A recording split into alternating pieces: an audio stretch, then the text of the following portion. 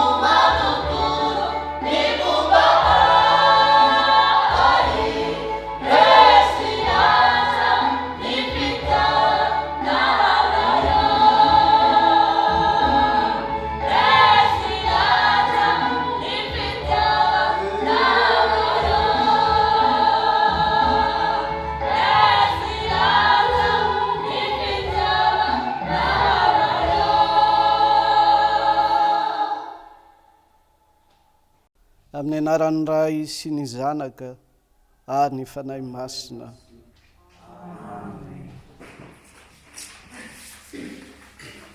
Aoka iara hivavaka isika rehetra. Ry Andriamanitra Ray sy Zanaka ary fanahy masinao, izay mpamorona sy mpanavitra ary mpanahy masina anay. Mivoretana trehanao amin'ity tranonay ity zahay mba hihaino izay holazainao aminay. Andriamanitra o, mangataka aminao amin'ny alalan'i Jesosy Kristy zahay, mba ho sokafan'ny fanahy masina ny fonay, mba hiasany tenao amponay, ahatonga anay bebaka noho ny ota nataonay, ka mba hinoanan'i Jesosy na amin'ny fiainana amin'ny fahafatesana, ary hitomboanay hiatsara isanandro isanandro amin'ny fitondran-tena masina. Ho henoinao anie izany ry Andriamanitra o, sy ho tanterahinao amin'ny alalan'i Jesosy Kristy. Amen.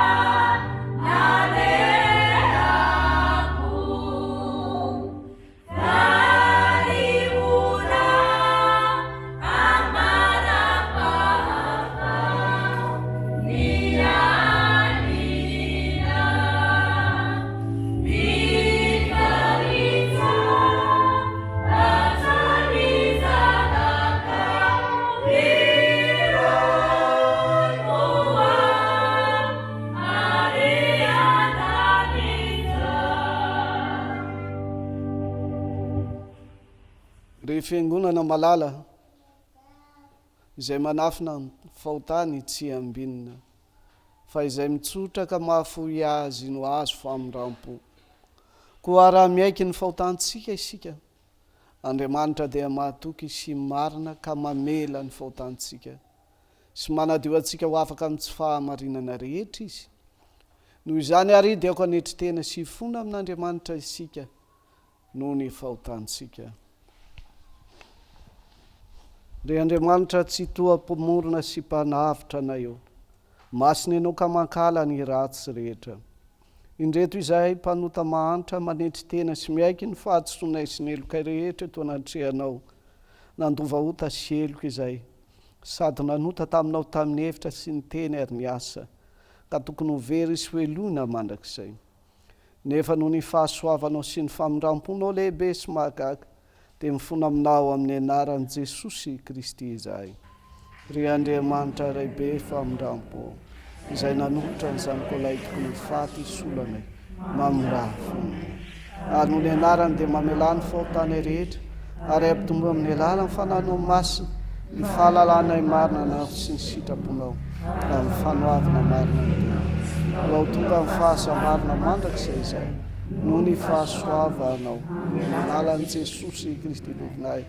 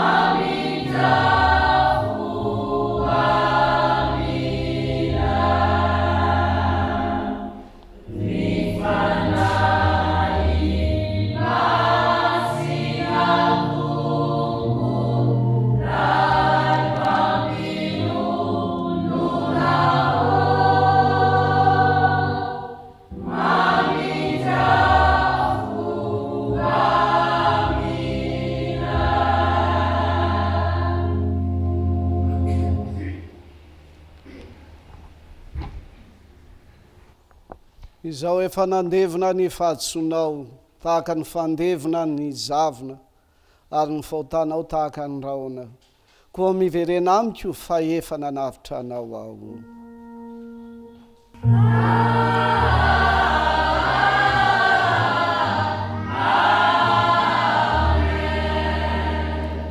Voninahitra ny amin'ny avo indrindra ho an'Andriamanitra.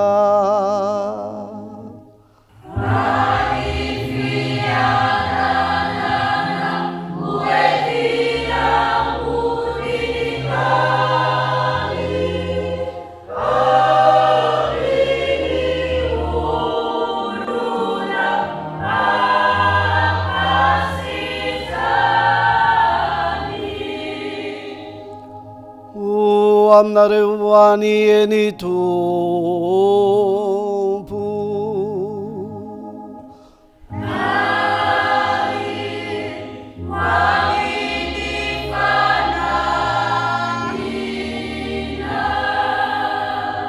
Aoka hivavaka isika rehetra.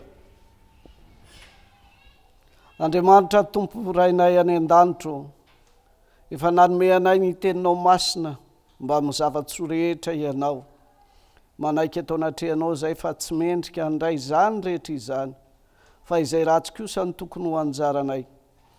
Koa dia mangataka aminao izay mamelany elokay noho ny famindramponao lehibe, ary mba taio sy ambino amin'ny raharanay rehetra zay, toany sy arovy, na amin'ny tena na amin'ny fanahy, mba hiderahanay sy ankalazanay anao mandrakizay. Amin'ny alalan'ny zanako malalanao dia Jesosy Kristy tomponay, izay miarabelona sy miara-manjaka aminao sy ny fanahy masina, Andriamanitra iray marina hatramin'ny taloha indrindra ka ho mandrakizay.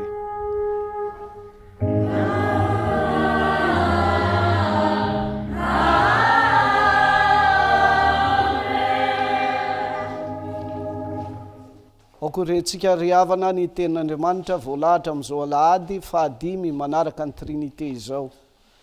Izany dia ho hitantsika ao amin'ny bokin'ny Jeremia mpaminany toko faha 9. Jeremia toko faha 9. Ny andininy faha 4 ka hatramin'ny faha 120. Ary dia ho tohizanao amin'ny leksiona araka ny bokin'ny asan'ny apôstôly. Asan'ny apôstôly toko faha 20.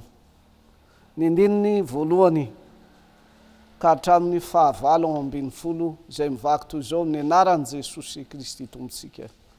Ho fatin'ny loza samihafa izy, nefa tsy saonana na halevina, fa ho zezika eny ambonin'ny tany, ary ho laniny tsabatra sy mosary izy, ka ho fihinany voromanidina sy ny bibidia ny fatiny. Fa izao no lazain'i Jehovah, aza miditra amin'ny ty trano misy fisaonana ary aza misaona na mitsapalahelo azy fa efa nesoriko tsy ho amin'ity firenena ity ny fiadanako hoy Jehova dia ny famindram-po sy ny fiantrana ho faty na ny lehibe na ny kely amin'ity tany ity samy tsy halevina na hisaonana izy na hitetehany sasany tena na hiboriany ary tsy hisy hamahankanina azy amin'ny fisaonany mba hampionina azy ny amin'ny maty ary tsy hisy hampisotro azy amin'ny kapokany fampiononana raha maty ny rany na ny rainy na ny reniny ary aza miditra ao amin'ny trano misy fanasana koa hianao hiara mitoetra amin'ny hihinana sy hisotro fa izao no lazain'i Jehova tompony maro Andriamanitry ny Israely indro hatsahatro amin'ity tany ity eo imasonareo ny amin'ny andronareo ny feo mifaly sy ny feo miravoravo dia ny feony mpampakatra sy ny feony ampakarana ary raha ambaranao amin'ity firenena ity zany teny rehetra izany dia hoy izy aminao nahoana Jehova no milaza izany loza mafy rehetra izany hamelezana anay fa inona no helokay ary inona no fahotanay izay nanotanay tamin'ny Jehova Andriamanitray dia lazao aminy hoe noho ny fahafoizany razanareo hoy Jehova sy ny nanarahany andriamanikafa sy ny nanompoany azy sy ny ankohofany teo anatrehany ary ny fahafoizany sy ny tsy nitandremany ny lalako ary ny tenanareo koa nanao ratsy mihoatra noho ny razanareo fa ianareo samy mandeha araka ny ditry ny fonareo foratsinareo avokoa ka tsy mihaino ka dia horoahiko hiala amin'ny ity tany ity ianareo ho any amin'ny tany izay tsy fantatrareo na ny razanareo any no hanompoanareo andriamanikafa andro amanalina satria tsy hamindra fo aminareo koa indro avy ny andro hoy Jehova izay tsy hanaovana intsony hoe raha velona koa Jehova izay nitondra ny zanak'Israely niakatra avy tany amin'ny tany Egipta fa izao kosa raha velona koa Jehova izay nitondra ny zanak'Israely niakatra avy tany amin'ny tany avaratra sy avy tany amin'ny tany rehetra izay nandroahany azy fa hampodiko amin'ny tany izay nomeko ny razana izy indro izaho haniraka mpanovo maro hoy Jehova izay hamovo azy ary rehefa afaka izany dia haniraka mpizaha maro izay hihaza azy any amin'ny tendrombohitra sy ny havoana rehetra ary any amin'ny tsefatsefaky ny harambato fa ny masoko dia mijery ny alehany rehetra ka tsy miafina amin'ny tavako izany ary tsy takona amin'ny masoko ny helony alohan'izany anefa dia ho valiako avy sasaka heny sy ny sasaka ny helony sy ny fahotany noho ny nandotoany ny taniko dia ny namenoany ny lovako tamin'ireo faty ny sampiny sy ny fahavetavetany ireo Jehova ry heriko sy fiarovana mafy ho ahy ary fandosirako amin'ny andro fahoriana fahoriana ho tonga aminao ny gentilisa avy any amin'ny farany tany ka hanao hoe eny tokoa laingany no nolovainy razanay dia zava-poana sady tsy misy mahasoa moa mahay manao Andriamanitra ho azy vany olona tsy Andriamanitra ireny koa indro ampahafantariko azy amin'izao indray mandeha izao eny ampahafantariko azy ny tanako sy ny heriko ka dia ho fantany fa Jehova no anarako. Ary hoy Agripa tamin'ny Paoly, mahazo mandahatra ny teninao ianao.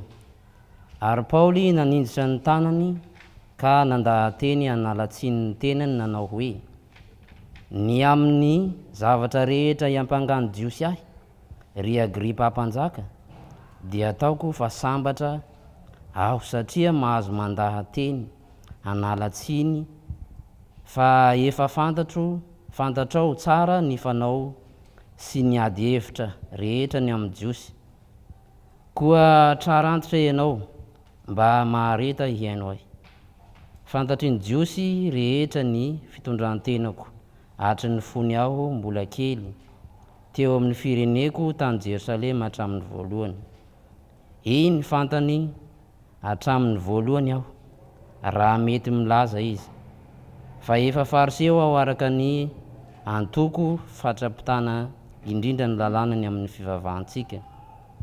Ary ankehitriny ny fanantenana ny teny fikasana izay nataon'Andriamanitra tamin'ny razantsika no hitsanganako ho tsaraina eto. Dia ilay fanantenana andrasan'ny firenentsika 12 izay mazoto manao fanompoam-pivavahana ho an'Andriamanitra andro manalina, izany fanantenana izany no hampangano jiosy ahy ry mpanjaka nahoana no ataonareo ho zavatra tsy azo inoana raha Andriamanitra manangana ny maty. Ary izao efa nihevitra tao am-poko tokoa fa tsy mety raha tsy manao zavatra maro hanohitra ny anaran'i Jesosy avy any Nazareta. Sady nataoko tany Jerosalema izany ka maro ny olona masina no hidiako tao an-tranomaizina rehefa nahazo fahefana tamin'ny lohan'ny mpisorona aho. Ary raha hovonoina ireny dia mba nandatsabato nanaiky izany koa aho. Ary nampijaly azy matetika teo amin'ny sinagoga rehetra aho ka nanery azy hiteny ratsy. Ary satria verisaina tamin'ny fahatezerako taminy aho dia nanenjika azy hatramin'ny tanàna any ivelany koa aza. Ary tamin'izany raha nankany Damaskosy aho nitondra fahefana sy teny izay efa azoko tamin'ny lohan'ny mpisorona koa noho n'ilay nitatao vovonana iny ny andro ry mpanjaka dia hitako teny an-dalana fa indro nisy mazava avy tany an-danitra nanelatrelatra nanodidina ahy mba amin'izay niaraka tamiko mihoatra noho ny famirapiratany masoandro. Ary rehefa lavo tamin'ny tany izahay rehetra dia nandre feo ny laza tamiko aho nanao tamin'ny teny Hebreo hoe, Saoly, Saoly, nahoana ianao no manenjika ahy? Zavatra sarotra aminao ny hanipaka ny fanondronana. Dia hoy izaho, iza moa ianao tompoko? Ary hoy ny tompo, izaho no Jesosy izay enjehinao, fa mitsangana ka mijoroa amin'ny tongotrao, fa izao no nisehoako taminao dia ny hanendry anao ho mpanompo sy ho vavolombelona ny amin'izay efa hitanao ahy sy izay isehoako aminao, hamonjy anao amin'ny olona Israely sy ny jentilisa izay anirahako anao, hampahiratra ny masony hialany amin'ny maizina ho amin'ny mazava, ary amin'ny fahefan'ny Satana ho an'Andriamanitra, mba ahazoany famelan-keloka sy lova eo amin'ny zay no amasinina noho ny finoany ahy. Amen.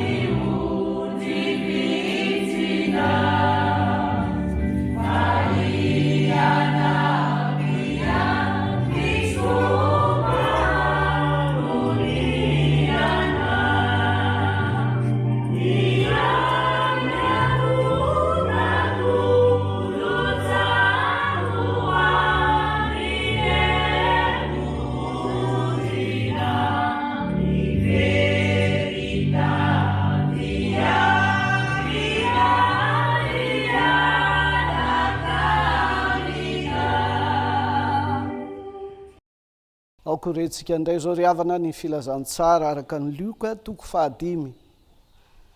Lioka toko fahadimy ny andininy voalohany ka hatramin'ny fahiraika ambin'ny folo. Toy izao ary mivaky ny teny eo amin'ny anaran'i Jesosy Kristy tompontsika. Ary raha nifanizina tamin'ny vahoaka mba hiainy ny tenin'Andriamanitra dia nijanona teo amoron'ny farihan'i Genesareta Jesosy. Nahita sambo kely roa nijanona teo atsisy ny farizy, fa ny mpanarato efa niala taminy ka nanasa ny aratony, ary niditra teo amin'ny sambo kely izy ka nampianatra ny vahoaka. Rehefa nitsahatra ny teny Jesosy dia hoy izy tamin'ny Simona, mandrosoa any amin'ny lalina dia alatsao ny aratonareo azona hazan-drano. Fa Simona namalika nanao hoe, Tompoko, efa hatry ny alina no efa nikelezana iaina, nefa tsy nahazo na inona na inona, kanefa no niteninao dia alatsako ihany ny arato. Rehefa nataony zany dia nahazo hazan-drano be dehibe izy, ka efa nisy tritra ny aratony, ary izy nanatsika ny namany, izay teo amin'ny sambo kely hafa mba ho avy hanampy azy. Dia avy ireny ka nofenony sambo kely roa, ka efa saika niletika. Rehefa hitany Simona Petera izany dia niankora tamin'ny tongotry Jesosy izy ka nanao hoe, Tompoko, miala amiko fa olomeloko aho, fa talanjony izy sy izay rehetra teo aminy noho ny habe ny hazan-drano izay azony. Ary toy izany koa Jakoba sy Jaona zanaky Zebedio, izay niombon-draharaha tamin'ny Simona. Dia hoy Jesosy tamin'ny Simona, aza matahotra, hatramin'izao ankehitriny izao dia olona kosa no azonao. Ary rehefa nampiantsonany ny sambo kely teo an-tanety izy, dia nahafoy ny zavatra rehetra ka nanaraka an Jesosy. Amen.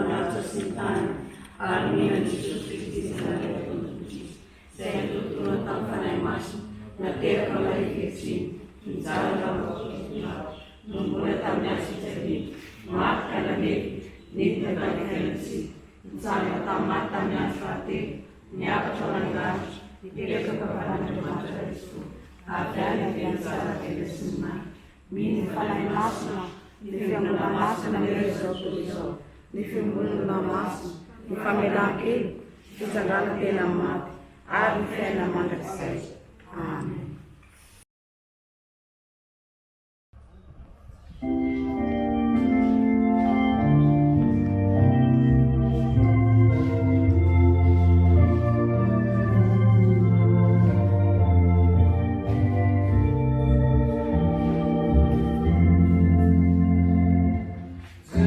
Lord.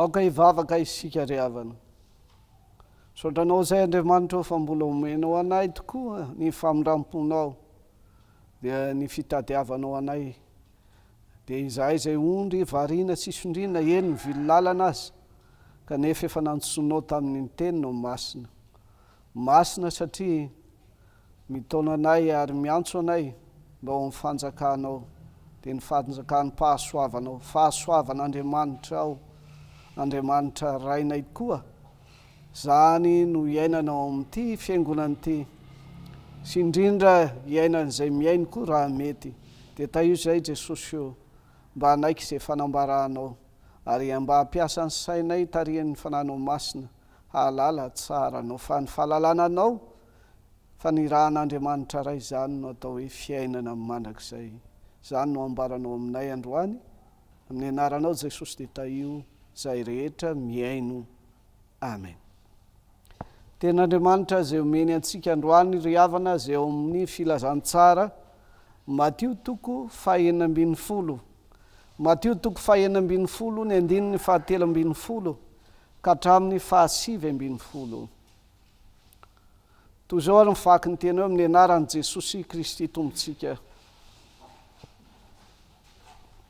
Ary rehefa tonga tany amin'ny faritany Kaisara Filipo Jesosy dia nanontany ny mpianany izy ka nanao hoe ataon'ny olona ho iza moa ny zanak'olona dia hoy ireo ho ny sasany Jaona mpanao batisa ary ho ny sasany Elia ary ho ny sasany Jeremia na anankiray amin'ny mpaminany ary hoy Jesosy taminy fa ianareo kosa manao ahy ho iza ary namaly Simona Petera ka nanao hoe ianao no Kristy zanak'Andriamanitra velona dia namaly Jesosy ka nanao taminy hoe sambatra ianao ry Simona Bar-Jaona fa tsy nofo aman-drano naneo anao izany fa ny raiko io zay any an-danitra ary izao milaza aminao koa ianao no Petera ary amboniny vato lampy ity no ahoriko ny fiangonako ary ny vavady ny fiainantsika tsy haharesy azy omeko anao ny fanalahidin'ny fanjakany lanitra ka na inona fehezinao ety ambonin'ny tany dia ho fehezina ny an-danitra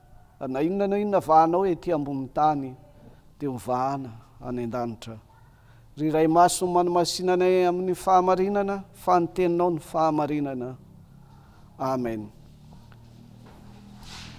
Ry fiangonana malala ao aminareo ny fahasoavana sy ny fiadanana avy amin'Andriamanitra ray sy Jesosy Kristy tompontsika amen. Alahady 5 manaraka ny trinite zao eto Amborovy no anaovantsika n'izany fotoam-pivavahana zany andrenesantsika ny tenin'Andriamanitra sy ny arahantsika sahady ny hira fanaraka amin'izany tenin'Andriamanitra zany.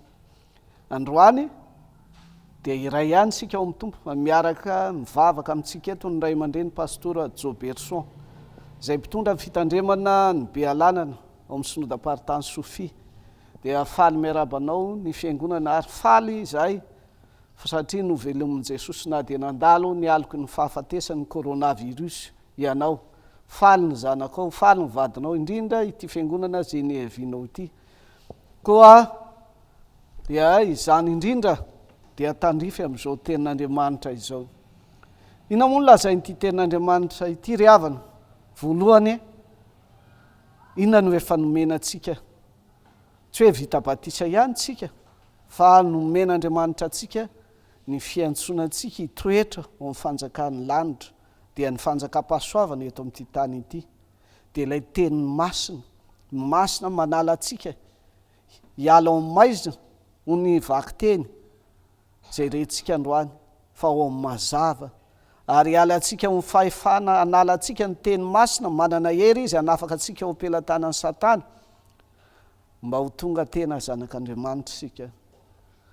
Fa rehefa tonga ao amin'ny fanjakam-pahasoavana dia atao amin'ny fiangonana koa isika dia mbola omeny Jesosy atsika ny tenin'Andriamanitra tahaka ny nanomezany zany tao amin'ny sisiny Kaisari Filipo zay nisy amin'ny tsiza fa ireto vahoaka ireto indrindra ianao koa androany.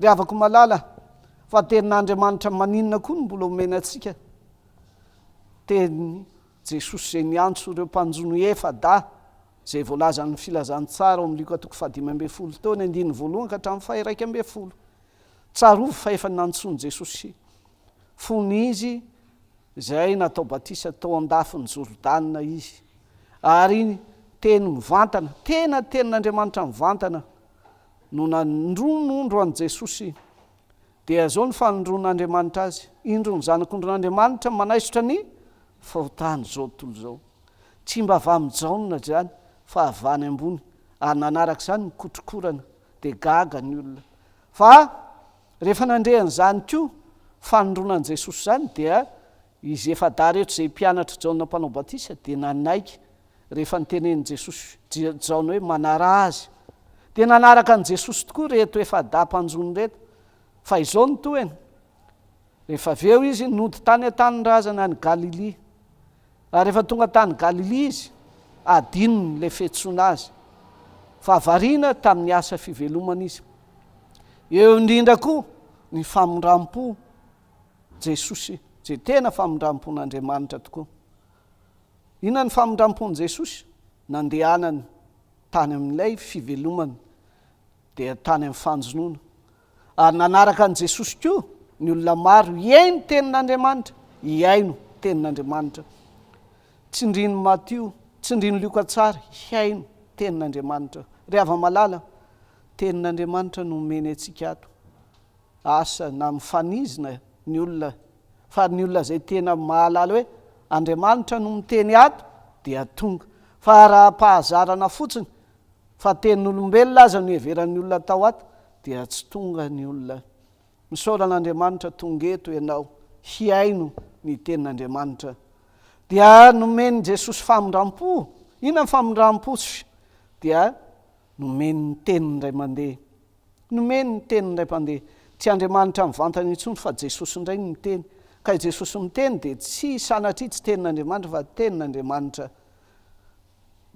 Inona nanjoany reto mpianatra reto tsy nahazo trondro na dia nalina sambo kely tsara sy mpiasa nanampy aza fa izany sambo kely zany no novain' Jesosy pilipitra tsy mba pilipitra tahaka anito fa io sambo kely io nidirany mba azo toerana avoavo izy dia hiaino tsara ny tenin'Andriamanitra reto vahoaka reto. Zany ny famondram-pon'Andriamanitra sambo kely tsy nahazona trondro no vana toerana masina hitoriana ny tenin'Andriamanitra. Ho toy izany ny tokantranonao zay hitarainanao hoe tsy mba nahazo fivelomana aho fa rehefa manaiky hidiran'i Jesosy fa tsy miteny hoe ina no hidiranao ato amin'ity sambo kelina ity fa mampiditra azy malalaka tahaka ny Petera sy Andre dia ho lasa fitoriana ny tenin'Andriamanitra ny tranontsika zay heverintsika tranon'ny fahasairanana. Fa io nolazainy Jeremia inona natao hoe fiadanana ry havana natao hoe fiadanana dia ny famondram-pon'Andriamanitra sy ny fiantrana. Namindra fo amin'ny Petera no tadiaviny araka ny tononkira teto any tsefatsefa-bato any anaty aram-bato aran'izany avo any tadiavany amin'ny Petera izay efa nantsony nefa tsy navimela ny fiantsony ho lalipaka tao am-pony. Hitany Petera tsy navimelany rehefa hitany ary nomeny ny teny zany famondram-po voalohany fa ny faharoa ny fiantrana. Inona indray ny fiantrana? Izay a singa faharoa ny fiadanana eto. Rehefa nandreny teny dia tsy navelan'i Jesosy ho dia mandehana amin'izay fa efa nandreny tenin'Andriamanitra. Fa Jesosy rehefa ny teny dia zao ny teny ny toyany: alatsao amin'ny lalina ny aratonao. Izany teny zany koa ry havana no hitondra fiantrana. Inona ny fiantran'i Jesosy azy? Hahazo trondro ireto olona izay nanjono nandritry nanarato nandritry ny alina nefa tsy nahazo famondrampo sy fiantrana. Dia mangataha fa omeny ianao, fa ny omeny ianao voalohany dia ny teny, fa ny faharoa kosa ny zavatsoa ilayntsika amin'ity tany ity. Tena tandrify ny malagasy amin'izao falafosam-piainana zao ry havana. Lafo ny fiainana, ka na dia ny vokatra dia midina ambany dia ambany ny vidiny. Araka ny re dia 5,000 alina sisa ny vidin'ny vanille izay anapitrisany taloha, ary ny vidin'ny zavatra vidintsika eny an-tsena dia lafo avokoa ny zavatra izay afarany avy any ivelany. Zany fiainantsika izany no idiran'i Jesosy androany. Ireto mpianatra ireto ary raha fehezana dia ny salasala, mbola nandeha fa tsy tena nanaraka amin'i Jesosy hatramin'ny farany, nefa nanehoan'i Jesosy famondrampo sy fiantrana mba hanarahany. Dia hitanareo tsara henontsika teo fa ny fona tamin'i Jesosy Petera. Inona ny fonan'i Jesosy? Miala amiko. Inona ny fonan'i Petera tamin'ny Tompo? Miala amiko fa olomeloko aho. Inona ny fahadisoan'i Petera ka mahameloko azy? Meloko izy satria tokony efa nandeha sahady raha nantsona tany andafony Jordana. Meloko izy satria efa nidiran'i Jesosy tao amin'ny sambokely mbola tsy namela azy, fa ny teny hoe efa hatramin'ny alina ny nanarantovanay nefa tsy nahazo na inona na inona, kanefa no ny teninao dia alatsako ihany ny arato. Feno fisalasalana zany ihany zany, feno fisalasalana zany, kanefa namelan'i Jesosy. Dia hitantsika teo fa voavelany heliko Petera. Tsy mba tahaka an'izany Matio izay nanoratra n'ity filazany tsara toriny ity, fa Matio rehefa nahita ny fanasitranan'i Jesosy ilay marary ny paralysisy ao amin'ny toko 7, dia ary indrindra nanireny famelana ny heliko ity vo amin'ny paralysisy ity, hoe Matio anaka voavelany heliko ao. Dia hoy Matio hoe zaho zany ny tena mpanota maniry voavela heliko, azo ny fahalemena ny fanaovana zavatra tsy sitrapon'Andriamanitra. Ny nitadiavina amintsika androany, ny anapahanao hevitra, afoizanao ny fahotanao rehetra, fanoloranao ny tenanao ho an'i Jesosy, ka hamelanao an'i Jesosy hiaraka aminao. Jereo tsara fa ny tena fiadanana dia tsy iza fa Jesosy zany fiadanana zany. Ny miaraka aminy, mamela azy hiaraka aminao, ary mamela azy harahanao, izy mamela tokoa mba ho harahanao, na mora na misarotra. Retsika teo amin'ny tenin'ny Paoly tantarany fanarahana an'i Jesosy fa tena sarotra. Ny sarotra dia zao, izy olona nanenjika ny kristianina, nanidy an-tranomaizina, ary zay azony dia nampiteneniny ratsy, tenena ratsy, fa nanana fahefana izy ratsy. Tokony loza no anjarany araka ny tenin'ny Jeremia, tokony loza milaza fa mpianatra tenin'Andriamanitra, mahay tenin'Andriamanitra, nefa mampiteny ratsy olona. Kanefa rehefa nisehon'i Jesosy ny famondrampo tamin'ny alalan'ny hazavana lehibe sady ny tenenan'i Jesosy hoe Saoly, Saoly, nahoana no manenjika ahy ianao, dia miaiky fampanota, ary lohan'ny mpanota Paoly dia natsangany Jesosy izy rehefa nidaraboka amin'ny tany izy sy ny namany rehetra, ary nahajoro tsara. Zany ny fitiavan'i Jesosy atsika. Indraindray tsika azo ny aretina mafy tsy mahatsangana, fa raha Jesosy no manangana atsika dia mahajoro tsara isika.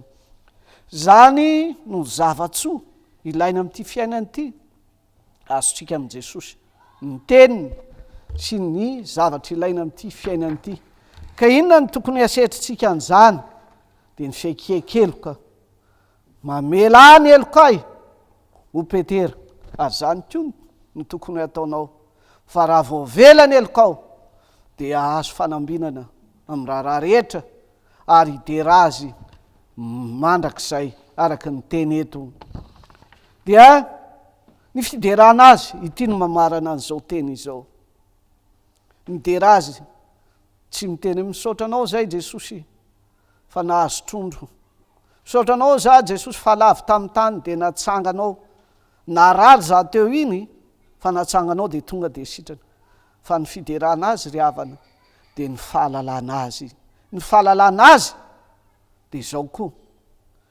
asainy ampiasa sainy hoe efa naneoko miteny sy ny asako ianao iza am'izay no alalanao ho aho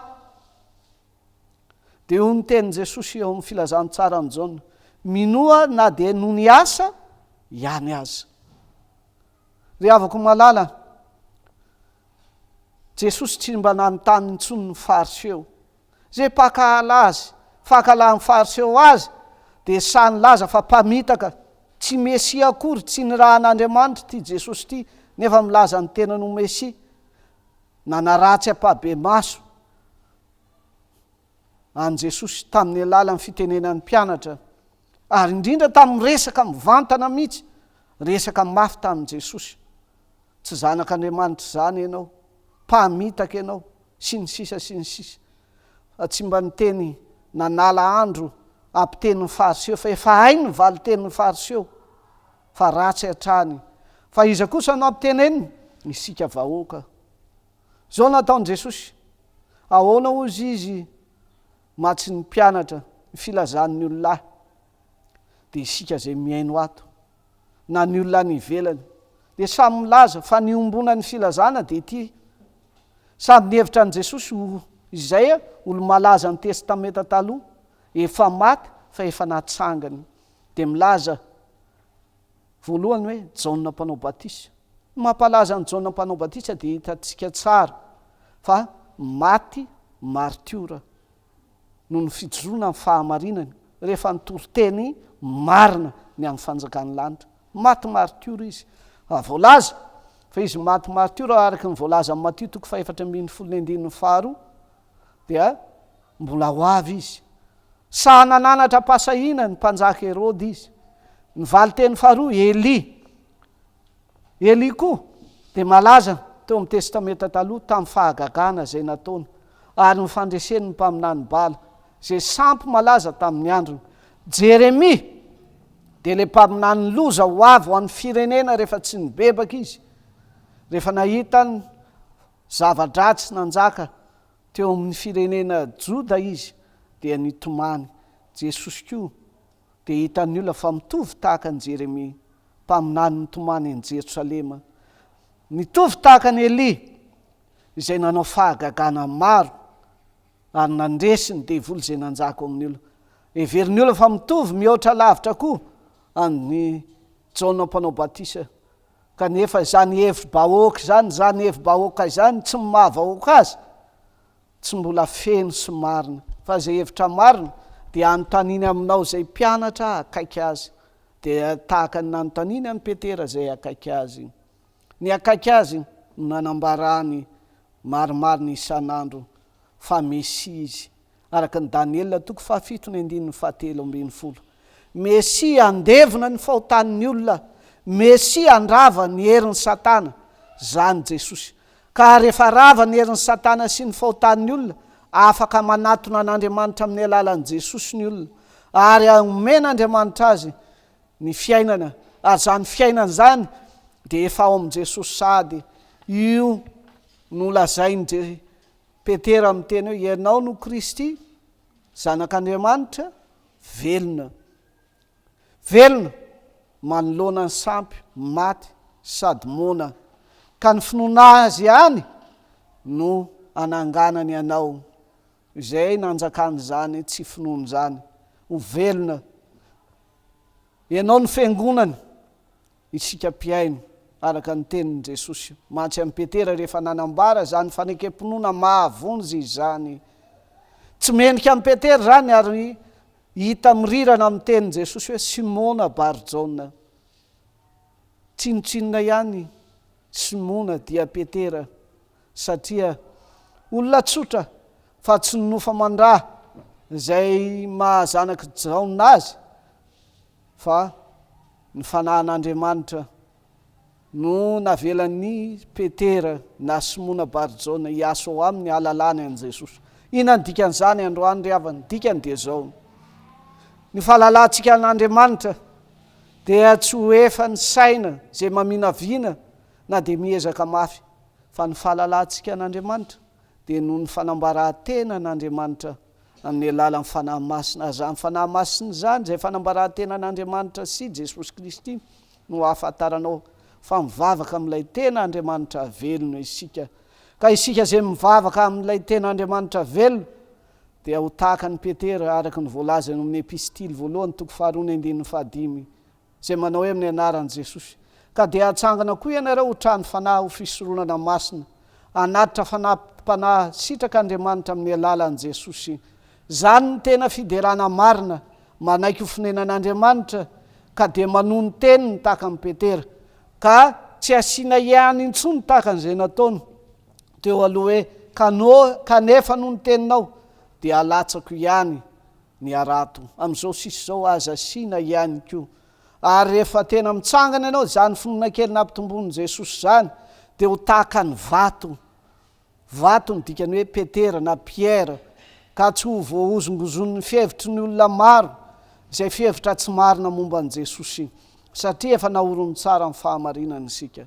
Engane mba ho vato ianao rehefa natsangan' Jesosy tamin'ny finoana kely izay niatomboanao teo amin'ny batisa. Fa amin'izao sisy izao dia tsy voahozongozona ianao fa hideran'i Jesosy na mora na misarotra. Amen.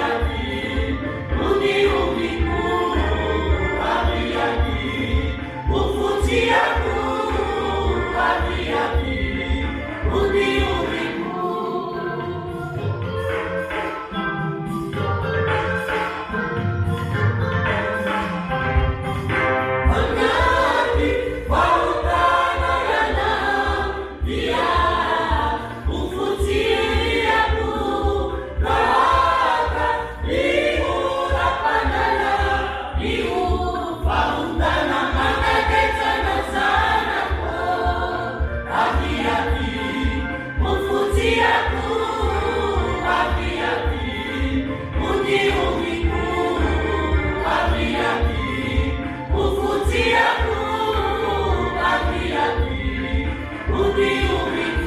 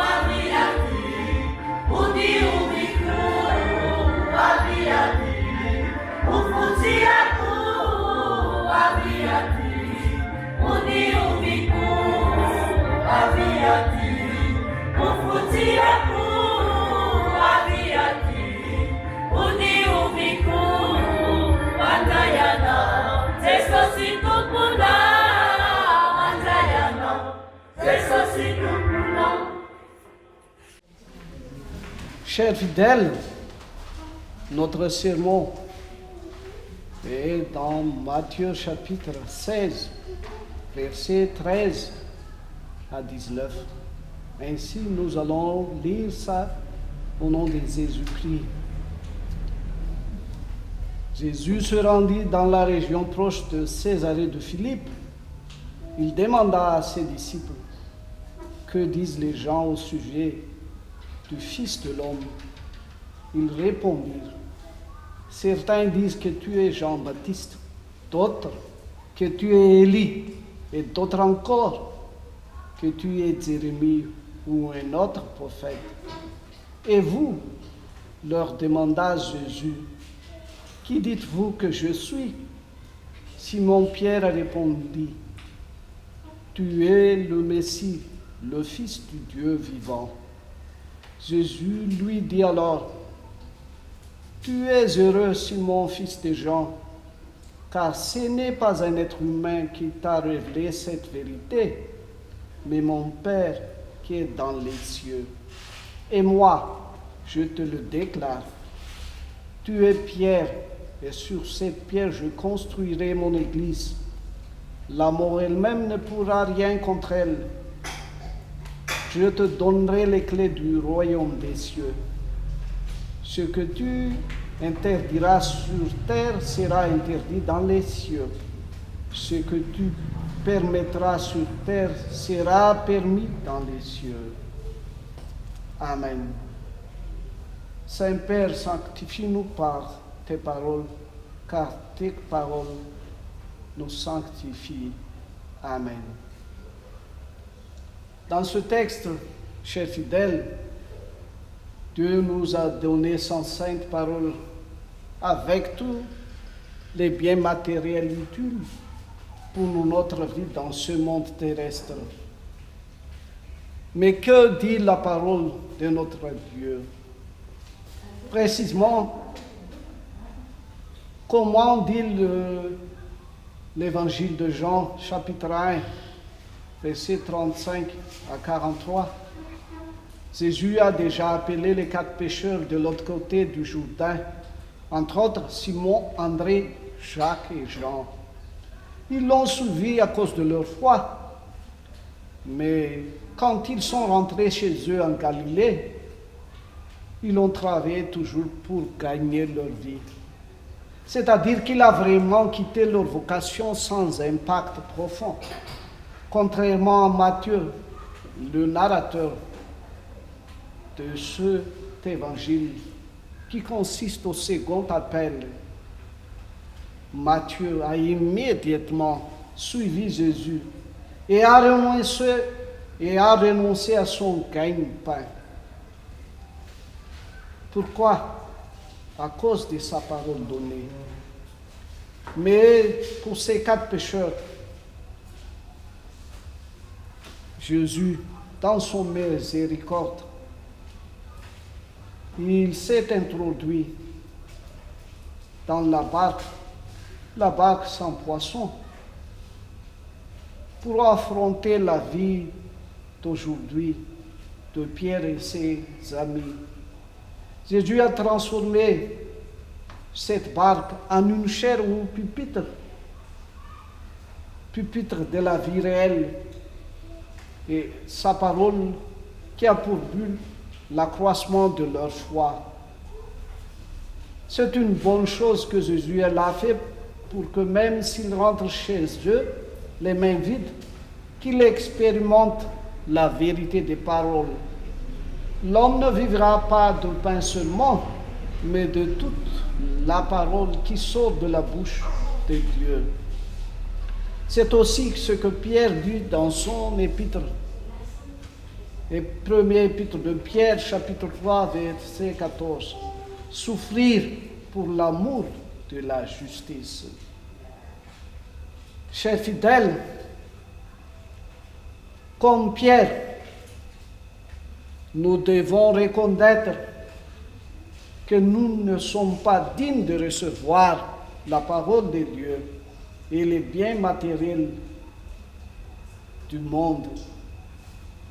Mais nous méritons le mal au contraire.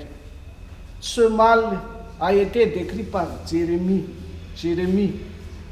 Le lot des incroyants. Et le lot des incroyants, c'est la ruine, la captivité, à cause de l'incrédulité, que la prophétie de Jérémie était si réelle. Mais le peuple ainsi que le roi ont préféré faire confiance au temple et aux prophètes pour parler de paix. Puis vint l'accomplissement de la terrible plaie du Seigneur à cause de leur méchanceté. Veuillez demander le pardon de nos péchés, de ne pas faire confiance à la parole de Dieu et de ne pas suivre Jésus miséricordieux. Aujourd'hui, Jésus nous pose une question. Que dites-vous de moi? Il a posé cette question aux disciples. Les disciples ont répondu les réponses du peuple. Le peuple a estimé très haut Jésus en disant que Jésus est Jean, le baptiseur. Jésus aussi est Élie. Mais Élie, qui était celui qui doit précéder le Messie, était déjà mort. Jésus est alors Élie ressuscité. En somme, il dit au sujet de Jésus, un homme fameux de l'Ancien Testament qui s'est ressuscité de mort. Dans ses opinions diverses, toutes fondées qu'elles puissent paraître, il n'y avait ni foi, ni intelligence spirituelle. Mais Dieu n'avait pas laissé son peuple dans l'incertitude au sujet de son Fils. Au baptême de Jean, le ciel s'était ouvert sur lui et la voix de Dieu, le Père, s'était fait entendre. Celui-ci est mon Fils bien-aimé, en qui j'ai trouvé mon plaisir. Non seulement cela, mais toute la vie de Jésus avait prouvé qu'il était Emmanuel, le Christ, le Fils de Dieu. Aujourd'hui même, nous trouvons des opinions diverses, plus diverses encore, sur ce que Jésus. Chez ceux qui ne le rejettent pas ouvertement, Jésus est un homme de bien, un grand réformateur, le fondateur de la religion chrétienne à laquelle on doit la civilisation actuelle. On accorde qu'il a manifesté le caractère moral de Dieu dans ce monde, et de belles choses encore. Mais si l'on pose à ces gens la question, Jésus est-il le Fils de Dieu? Ils vont répondre à cette question une réponse évasive, si c'est négativement. Dieu présente à la fois une personne, car il faut aux hommes un sauveur, et non des opinions sur le sauveur.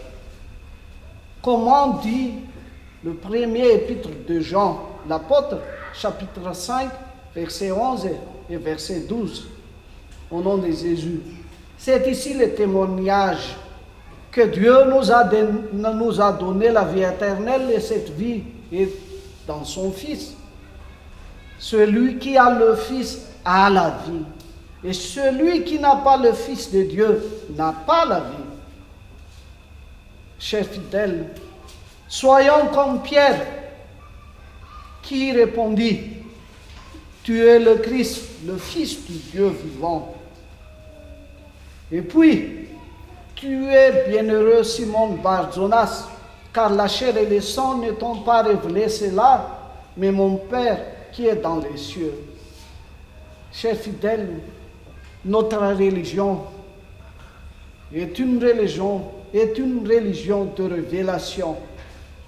Nous n'arrivons jamais à connaître Jésus, le médiateur, le Messie, par notre chair et par notre sang.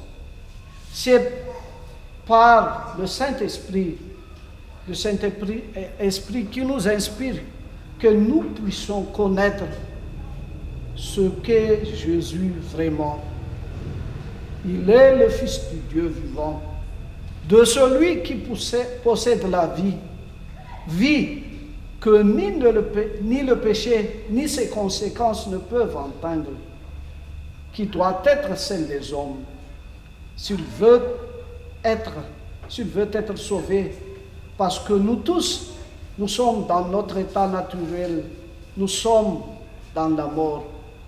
Quelle grâce merveilleuse que la manifestation ici-bas du Fils de Dieu vivant, afin que des pauvres pécheurs comme Pierre et chacun de nous puissent obtenir une telle vie, participer de la nature divine. Deuxième épître de Pierre, chapitre 1, verset 4. Pour en finir, confessons ce que Jésus est vraiment, par la grâce, par la foi en nous, que nous deviendrons une pierre de même nature que Jésus. Comment dit Pierre plus tard, duquel vous approchant du Seigneur comme d'une pierre vivante, rejetée par les hommes, mais choisie et précieuse auprès de Dieu, vous-mêmes aussi, comme des pierres vivantes, êtes édifiés une maison spirituelle. Soyez dans cette maison spirituelle, chers fidèles. Amen.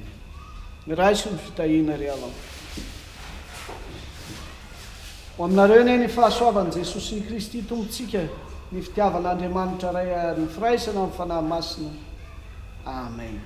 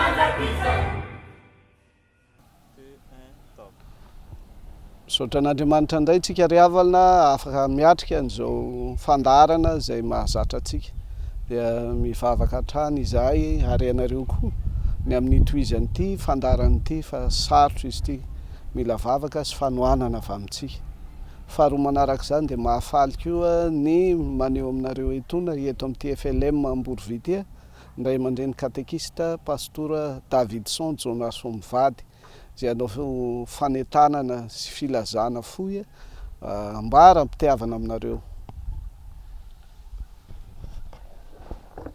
Iny tompoko misaotra an'Andriamanitra raha mbola nomeny zao fotoana izao indray azahoana mifampitafatafa eto amin'ity toerana ity. Izahay fiangonana eto Amborovy dia misy kristianina manodidina eo amin'ny 300 mahery kely eo. Ka ireny kristianina ireny dia hita tokoa ny eo amin'ny fivelomana fa dia tena rera-dreraka. Ka izany no mahatonga anay mampita hafatra aty aminareo ny mba hafanomezana tolotanana amin'ny hetsika rehetra izay tianay hatao. Ato amin'ity toerana izay hitsangananay izao dia maniry izahay, maniry ny mba hisy trano manara-penitra izay hitoerany ray aman-dreny Pastora sy forazy amin'ny rano izay jalinay eto rehefa misy ny fivoriana izay atao dia tena sahirana tokoa izahay. Izany no angatahanay tolotanana avy aminareo mba ho fanampiana anay, mba ho entinay hanatotsana sy hampandrosoana ny asan'Andriamanitra ao amin'ity toerana ity. Dia manantena ny fiarah-miasa tompoko eo anatrehan'izao fotoan-tsarotra izay andalovanay amin'ity fiangonana ity izao. Saotra tompoko. Misaotra an'Andriamanitra isika raha afaka mifanatritava eto tahaka izao. Fa raha ny marina dia tsy tokony ho eto ny tenanay fa any belanana mitondra filovana any. Fa no tsy fahasalamana dia tonga teto Mahajanga aho. Ary tsoroko vavolombelona izany satria raha ny fijeriny maro na tany belanana zany na tao Tsohihy na teto Amborovy dia efa fahafatesana no neritreretany maro ny tenako. Ary raha ny aretina nandalo dia tena tsapa tokoa fa izany no toerana tokony ho naleha.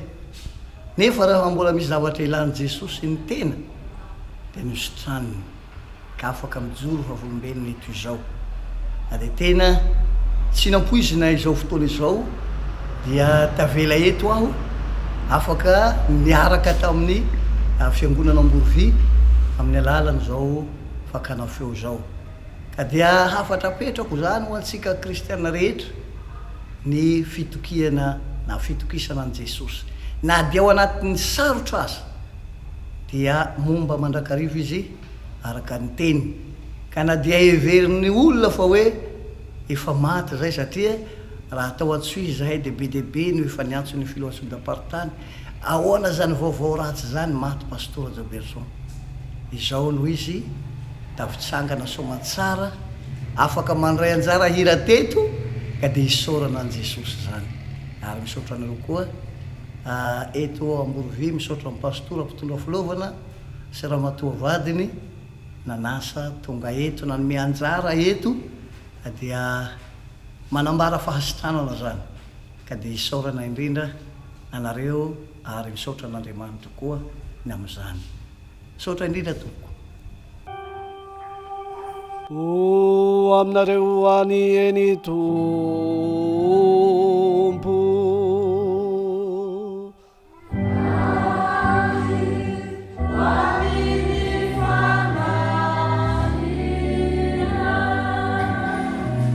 itay anareo aneny tompo ka iaro anareo ampamirapiratra ny tavany aminareo aneny tompo ka iantra anareo anandratra ny tavany aminareo aneny tompo ka nome anareo fiadanana.